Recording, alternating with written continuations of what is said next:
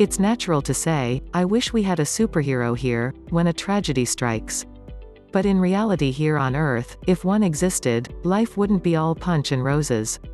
Science dictates that being a superhero has certain effects, and some of them would alter our planet greatly. So the next time a supervillain tries to take over the eastern seaboard, think of the consequences to a counterattack by your favorite superpowered being. 10 Superman's punch is like a bomb. You know Superman is strong. He's able to leap tall buildings in a single bound, so he doesn't skip leg day. When you think the Man of Steel, you think of him beating villains up with his incredible strength. He's taken on some of the toughest folks in the universe and beaten them to a pulp.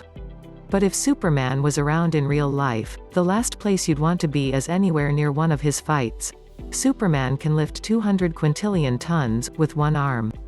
He's so strong that he can separate dimensions.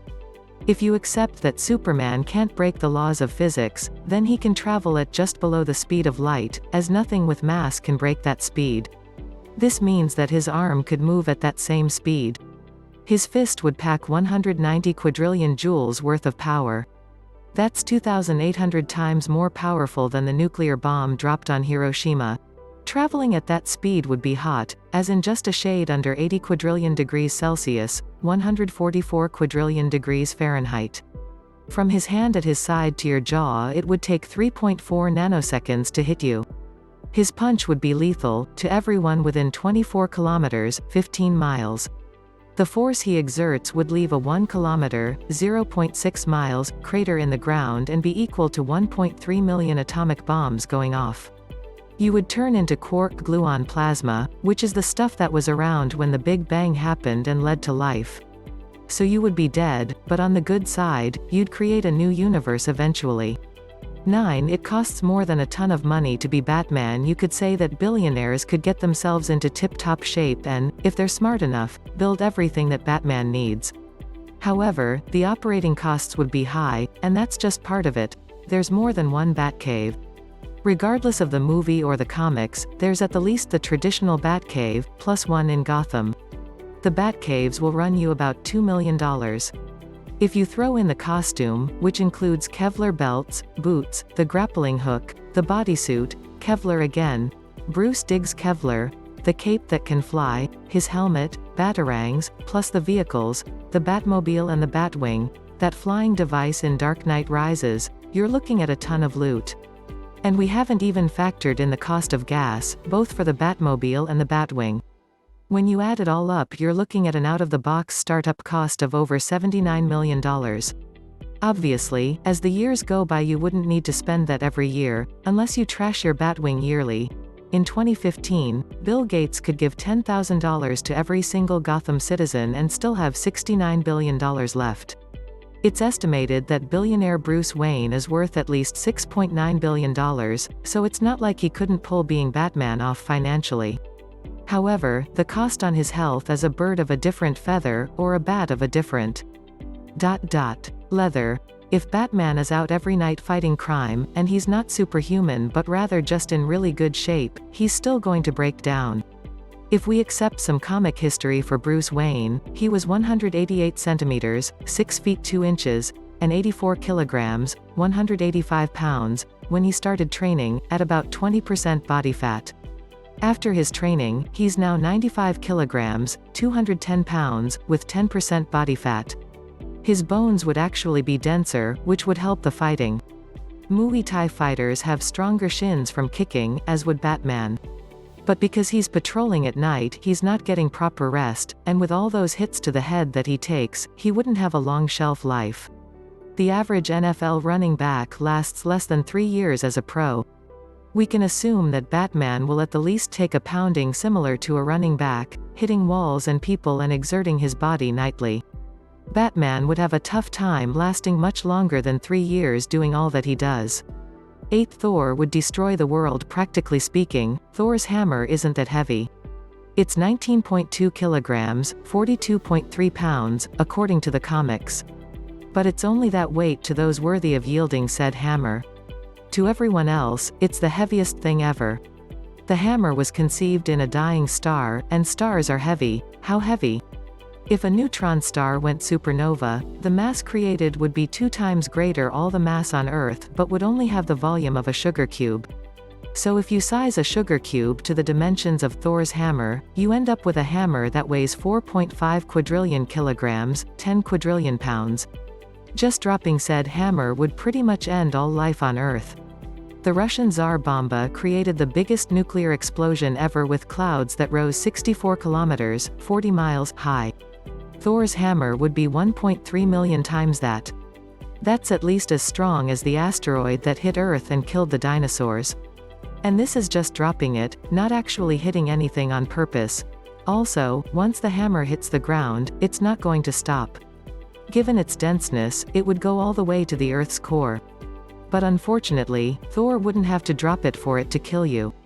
Newton's law of gravity states that mass attracts mass. And you would be drawn to Thor's hammer at 1,200 kilometers per hour, 750 miles per hour, at 30 meters, 100 feet, away. That's so fast that if you were facing the hammer, your front would pull away from the back of your body. So it would hurt. 7. The Hulk's jump would be jarring. The Hulk is pretty big. He's also pretty strong, but he's not strong enough to lift a star, and now you understand why. One of his feats is his ability to leap very far. He can do that because he's so big and strong, but in reality he's too big and strong to not ruin everything while jumping. As Hulk jumps, he would exert force on the ground as he bends his knees to take off. Everything does that, from humans to fleas. Hulk is about 40% taller than the average human, but much stronger proportionally and bulkier. If a human has a mass of 70 kilograms, 154 pounds, then Hulk would be around 293 kilograms, 625 pounds, of muscle. According to the movies, the Hulk can jump roughly 122 meters, 400 feet, from a standstill. Given that his feet are proportional to his size, the mathematical formula would be 4.08 x 105 newtons, 0.14 m2 equals 2.9 x 106 n per square meter equals 2.9 megapascals. In human terms, that means his force would be greater than any concrete could stand. So everything he jumped from would crack from his exerted force. And if he was on dirt, he'd leave a giant crevasse. The point is that you'd know where Hulk had been, because he'd leave utter destruction from his jumping alone. 6. Flash is fast. There may not be a more appropriately named hero than the Flash. He can do things lickety-split. In the comics, Flash has raced Superman and both beaten and tied him, but according to one revealing conversation, Flash might have been holding back a bit in those races. Flash says he can perceive things that happen in less than an attosecond. That's a 0, a decimal point, 17 more zeros, and a 1. It takes light 7.5 seconds to go around Earth, so in an attosecond, light couldn't move from one side of a particle to the other. What that means is that to Flash, light would appear frozen because he's infinitely faster than it. An attosecond is to a second what an atom is to the size of Earth. It seems that Flash doesn't always max out his speed. On the television series The Flash, he surpassed 1,347 kilometers per hour, 837 miles per hour, and was gaining speed. Of course, if the Flash did hit his full speed, there's a good chance his clothes couldn't even keep up with him. He'd be too fast to wear anything. But, according to the comics, the Flash projects an aura that keeps his clothes on. If he didn't, he'd be the Streaker, not the Flash. 5. Magneto is a cold, walking MRI machine. If you want to get technical, Magneto is a bad guy, but he could be classified as an anti-hero at best. What he definitely is, however, is a very powerful guy. With his ability to manipulate metal, he can pretty much destroy anything he wants to with his mind. Given Magneto's magnetic powers, he'd basically be like an MRI machine. They are commonly used in medical procedures to look at slices of human muscle and tissue within the body using magnets. If you're not familiar with the power of an MRI, they attract pretty much anything metal that's close to them. So besides doing a fine side business diagnosing herniated discs, Magneto would have a bit of a problem every time he turned on his powers. The most powerful magnet in the world has a magnetic field of 45 teslas.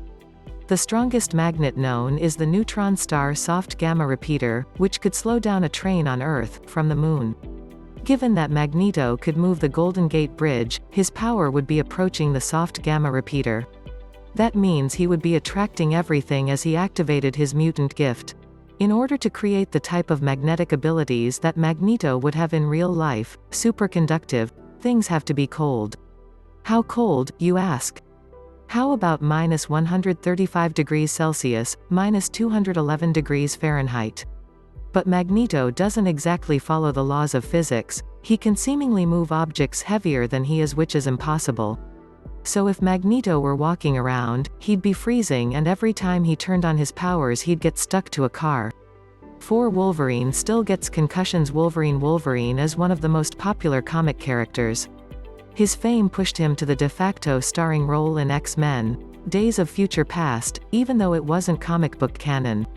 Wolverine is unstoppable and seemingly immortal, so what's not to like about having Wolverine on your side? Part of that seeming immortality is his healing powers. It is his ability to instantly heal from injury that leads to the fictitious adamantium being fused to his bones. As the brain moves around in its protective shell, it can become bruised when a blunt force strikes the skull. That's a concussion.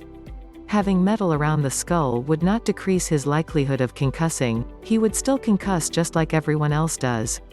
If anything, the adamantium would increase his concussion potential because he is more prone to battle given his healing ability and unbreakable body. You could even make the case that the adamantium would increase his potential for severe concussions because his skull wouldn't be as soft a landing spot when his brain hits it. It would more be like a car accident without a seatbelt. You're still going to get thrown around in the strongest of vehicles. In the comics and movies, Wolverine has been knocked out with blows to the head, so he undoubtedly would receive brain trauma that would require healing. The part people don't realize is that Wolverine is not immortal. He can indeed die if the trauma is strong enough. So let's just say Wolverine is in a fight, like the ones he gets into in every comic and movie. The first time someone flings him or hits him in the head, he's going to be woozy for a bit or knocked out completely until his healing factor repairs his brain. It's best to aim for the head if Wolverine takes a run at you. 3. Aquaman would be awfully tired of seafood. Aquaman has a bit of a bad rap lately. With his seemingly limited powers, he appears to be an easy target to pick on or make a buffoon out of. The reality is that the waterbound one actually has one of the toughest jobs out there. He swims everywhere and exerts a ton of energy. Arthur Curry is not a full-blooded Atlantean. He's half human in the original story, and by default that would make him half limited to what humans can do. The biggest problem is the ocean. It's cold. Aquaman doesn't have a layer of blubber like other ocean mammals, so in order to keep his body warm he'd burn through 48,000 calories per day. That's like going to Long John Silver's and ordering 208 pieces of their fried fish. The only way he could get around this is if he was like a tuna. They use a counter-current heat exchange to regulate their temperature and not turn into frozen tuna in the deeper parts of the ocean. Of course, the other problem is decompression. When humans go deep, they need to decompress the gas bubbles that form in their body. Failure to decompress can be fatal. Fish have a swim bladder, which facilitates the release of the gases that build up from diving deep. If he did have the swim bladder, he'd have to get the gases out of his body somehow. That means Aquaman would just be swimming around the ocean, farting everywhere. And Long John Silver's farts are bad. 2. Spider-Man taint would spin Silk Spider-Man. Everyone is familiar with the origins of Peter Parker. He was bitten by a radioactive spider and then got the most aesthetically pleasing parts of a spider, if you're a human. Peter is able to retain his human looks, which are good enough to date some girls seemingly out of his pay grade considering that he's a nerdy, timid, high schooler. But if he truly took on spider parts, he wouldn't be able to score Mary Jane Watson's phone number. Spiders have an exoskeleton, though having your bones on the outside of your body wouldn't be the bad part for old Mr. Parker. Spiders can regenerate their exoskeleton, and when they do, they split the old skeleton, wiggle around until it falls, and boom, new exoskeleton. Spider-Man can leap just like a spider does, so we can assume that Peter is built like a spider. That means he has an open circulation system. A spider sends blood into its legs, building up hydraulic pressure. When the pressure goes off, the spider jumps. That means Peter's legs would fill with blood right before he leaps. But Peter's worst luck would be with his webbing. In the comic, Peter built his own web shooters for his Spider-Man costume to launch them from his wrists. That's a good thing because that's not where spiders shoot their webs. A spider can produce silk from the bottom of its abdomen, right between its anus and sexual organ. Obviously, if Peter Parker did this as Spider-Man, a lot more criminals would give themselves up before he got a chance to launch a web from there. Remember that the next time you walk through a web. One Superman would kill Lois during intimacy. Superman, you now know you don't want to be anywhere near Superman when he busts someone up, but you also don't want to be near Kal-El when he busts something else. As you likely know, Superman is from Krypton, a planet that is similar to Earth. He looks human, and he fits in with humans to the point where none expect the mild-mannered Clark Kent to be the Man of Steel. In the movie Superman Returns, Superman and his longtime girlfriend Lois Lane get together romantically and produce a child. But that's simply impossible. Superman has strength that is practically immeasurable. He can bend steel with his fingers, and you already know what his punch can do. So if Superman and Lois Lane would become intimate, she would be in for a whole heap of trouble. During human sex, electroencephalograms show that humans actually lose control of their muscles. When you're as strong as Superman, that can be an issue for your partner. In the natural course of sex there is a drive for thrusting. If Superman grabbed Lois's arms, he'd likely rip them off. When Superman reached climax, his sperm would be super strong and would leave his body with the force of a bullet. It would blast through Lois and likely take her head off. But let's say Superman decided to artificially inseminate Lois. The other problem is the half-Kryptonian child growing in Lois. If one sperm did fertilize an egg, there would still be millions inside her body. And since Superman is super strong, so is his semen. They wouldn't just dry up, they'd stay inside Lois, likely causing her serious health issues. So Superman would be stuck in a life of celibacy, unless he resorted to risking his own life for sex by using a kryptonite condom. Plus Bruce Banner would have died. Bruce Banner, you really don't have to worry too much about the Hulk ruining sidewalks. If Bruce Banner got hit with gamma radiation from a nuclear blast, he would not have survived. We know that because Louis Slotin didn't survive. In 1946, Dr. Louis Alexander Slotin, Ph.D., physical chemistry, was working on a fission reaction with a few colleagues. Dr. Slotin held the upper hemisphere of a beryllium sphere in his left hand while using a screwdriver to separate the sphere with his right hand. This was not protocol on how to perform the separation. The screwdriver slipped away, and he accidentally dropped the upper hemisphere. That caused a reaction and hard radiation release. His lab partners reported seeing a blue glow and felt a wave of heat as the air ionized. Slotin received about the same amount of radiation that you'd get if you were a little under 1.6 kilometers, 1 mile, away from a nuclear blast. That's roughly as far as Bruce Banner was away from the blast that made him Hulk. Unfortunately, that's enough to kill a human, and 9 days later, Dr. Slotin became the second person to perish as the result of a criticality accident. None of the other doctors in the room with Slotin died from radiation exposure, and just getting some gamma radiation isn't enough to turn someone into Hulk. We know this because Charlemagne wasn't the Hulk. In 774, when Charlemagne was around 20 years old, a gamma blast hit Earth. We know this from carbon-14 data on tree rings from around this time. So if the famous king and everyone else alive back then didn't turn into Hulks from that gamma blast, and the scientists in the room with Dr. Slotin didn't either, then you don't have to worry about Bruce Banner getting mad.